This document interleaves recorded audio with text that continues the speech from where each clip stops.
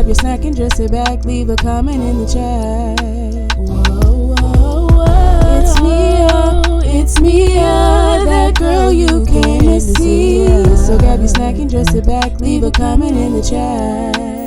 Hello everyone, welcome back to my YouTube channel. If you are new here, welcome. I'm happy you decided to join us today.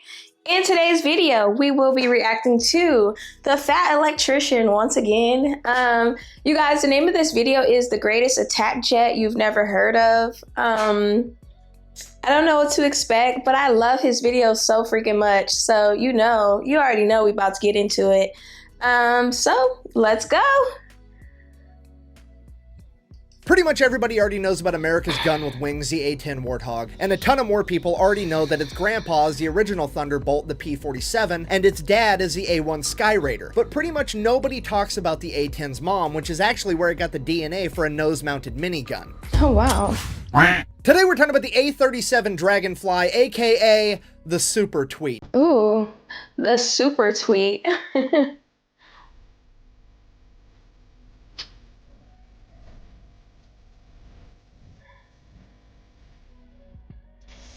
Oh, that was gnarly. Ladies and gentlemen, that is a 5,000-pound fighter jet carrying 3,000 pounds of napalm. That is literally a ton and a half of firepower in a very small package. Okay. Series 4 DoIttMiaaaa. That's what I'm talking about. Noisy cricket. And on the off chance that 3,000 pounds of jungle jelly wasn't going to be enough to get the job done, it also has a GAU-2 minigun underneath the hood, capable of firing 3,000 rounds per minute. The only downside with that was it could only actually carry 1,500 rounds with it, but hey, it's going to be a wild 30 seconds. It was okay at best. I wasn't talking to you. Oh my gosh. Anyways, as I was saying before I was rudely interrupted, the A-37 is the aerial equivalent of a go-kart covered in guns. This thing is absolutely tiny. To put it into perspective, the F-4 Phantom, which was the other fighter jet used all the time during Vietnam, was weighing in at 55,000 pounds, and the Dragonfly is coming in at 5. However, despite its small stature and the fact that it gets literally no recognition for it at all, it is arguably the most effective fighter jet of the entire Vietnam War. Once upon a time in 1952, the United States Air Force came out and said, hey, we need to incorporate more jets into our fleet. The only problem is we don't have many pilots that actually know how to fly a jet. So we need to get a new type of jet trainer plane that we can train all of our pilots on. Cue the Cessna T-37. It was absolutely perfect. It was small, cheap, easy to take off, easy to land, super easy to fly, and it had side-by-side seating for an instructor and a student. This jet was so perfect that it was actually the U.S. Air Force's primary jet trainer for 52 years. It didn't retire until 2009. The only problem with the T-37 is that it generated a very high-pitched shrieking noise while it was running.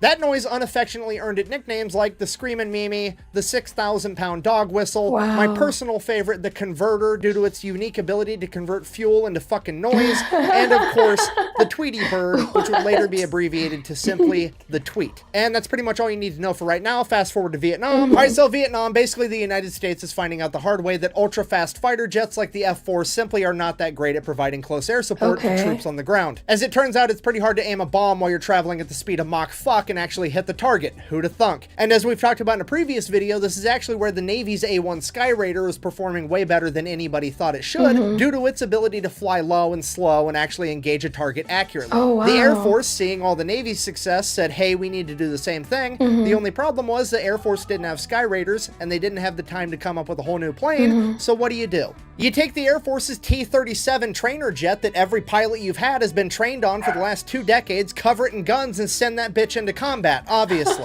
Okay, obviously they didn't just cover it in guns. They also gave it a cool paint job. They swapped out the engines, gave it a couple of General Electric J85s. I thought I was the only one who'd be talking crazy. Than the original engine, and they ran so hot and the Dragonfly sat so low to the ground that it would actually melt the asphalt beneath it if it didn't get going once they started it. And then also, I don't know why I think this is so cool, but I do, these little nub thingies on the end of the wings now, those are extra fuel tanks. Each one of those holds 95 gallons of fuel so that it had a better combat range. So the Air Force created this badass little fighter jet. The only problem now was none of the actual fighter pilots wanted to fly it because it wasn't cool enough. It was too small. It was too slow. Blah, blah, blah. So the Air Force was like, well, I mean, technically, pretty much every pilot we have has been trained on this thing, so fuck it. They just started pulling pilots from other places like refuelers, supply, cargo pilots, everybody, and they just started putting them in these little fucking jets and sending them into combat. Surely this is a recipe for disaster, right? Yeah. Wrong. No? The Dragonfly and its not fighter pilots would immediately go on a rampage.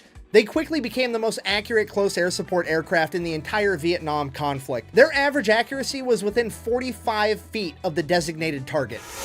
Bah! 45 feet doesn't sound very close to me. Bah! Dude, we're not talking about playing darts here. This is 3,000 pounds of fucking jungle jelly and white phosphorus. Believe me, the only difference between a bullseye and 45 feet is maybe enough time for you to say, oh fuck, before you wake up dead. Not only was the A-37 Dragonfly absolutely devastating to the enemy, but it was also virtually untouchable in the most comical way possible. You see, enemy anti-aircraft gunners were accustomed to firing at F-4 Phantoms traveling at like 1,400 miles. What? No way. Like, wait. How is that even possible? This is mind blowing. I'm not going to lie to you. Miles an hour. But when the Dragonfly showed up, topping out at like 500 miles an hour, the enemy anti-aircraft gunners would always overshoot. So the Dragonfly pilots just got to fly and watch all the flak and shit explode like 5 miles in front of them, and then they just got to drive right through it after the fact. Maybe the best example of slow is smooth and smooth is fast I've ever heard. Which brings us to the second chair in the phallic excavation. I mean dick dimple. I mean cockpit. Second chair in the cockpit. Remember I told you they were side by side, one for student, one for instructor? Well, in the combat version, the Dragonfly, they didn't need a second pilot or a spotter or anything, so the chair just went empty most of the time because, well, it was more weight for sticky fire. That was until word got out that these planes pretty much never got shot down, and then all the bigwigs wanted to go on a ride so they could be in a combat mission. If you're not picking up what I'm putting down, I'm trying to tell you that that second seat in the A-37's cockpit, it's kind of like that chair in the corner of the hotel room. It pretty much goes unused, and if it is being used, whoever's in it's probably just there to watch. I cannot believe I made that fucking joke. But wait, there's more. Not only is it super accurate, not only is it very safe, it's also extremely easy to maintain and really cheap. The Dragonfly has a 2-to-1 maintenance ratio, meaning that for every hour it's flying, it requires 2 hours of maintenance. This means you can give 2 Dragonflies to a crew of maintainers, and they're able to keep one of those birds in the air 24/7 all the time if that's what the mission requires. This is the epitome of accuracy by volume. So just to be clear, when it comes to close air support during Vietnam, it is the most accurate, the safest, and the easiest to maintain aircraft, and you get all of that for $400,000. And that is exactly why nobody knows about this fucking plane. Okay, if you're not picking up what I'm putting down, I'll explain it just a little bit slower. The United States military just took a bunch of pilots with subpar training for the tasks that they were assigned, stuck them inside of subpar fighter jets, and then sent them into combat. And then they somehow outperformed the fighter pilots that had actual fighter pilot training and the enormous, super expensive fighter jets. Now be honest, do you really think that the politicians and high-ranking military officers that are in charge of budget-related shit are gonna let the world know that? Absolutely not. Okay, we can't have everybody running around knowing that the napalm coming out of a $400,000 plane is just as hot as the napalm coming out of a $5 million plane. It'll be fucking anarchy. As far as the world needs to be concerned, the more money we spend to kill a motherfucker, the more dead he is.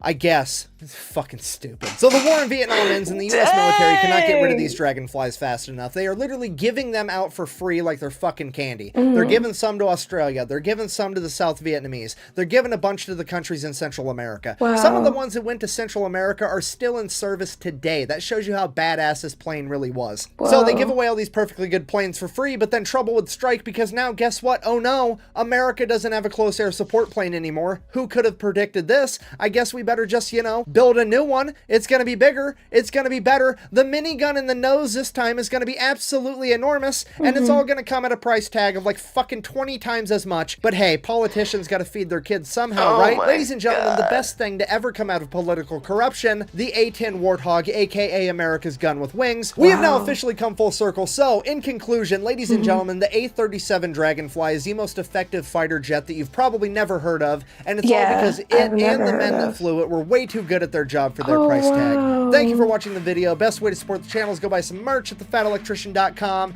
Quack bang out. You know, next time the U.S. government's going to give away some fighter jets, they could at least raffle them off to the taxpayers that paid for them, because I'd like a fucking dragonfly. Oh shoot, he too much, y'all. He's just too much. Gotta love his videos. Gotta love them. Quack bang out. Gotta love them. But all right, you guys. If you guys did enjoy today's reaction video to the Fat Electrician, please make sure you guys are showing some love to that love button. Make sure you are subscribed to the channel if you have not already subscribed. I don't know what you're waiting for. Subscribe now. Also, go the extra mile and hit that notification bell. Don't hit it. Sorry. Be gentle. Tap that notification bell so you'll be notified whenever I do upload a video. And you could come vibe with me. We could come, you know, chill together. Watch some more Fat Electrician videos and all that good stuff. Yeah, and until next time, bye.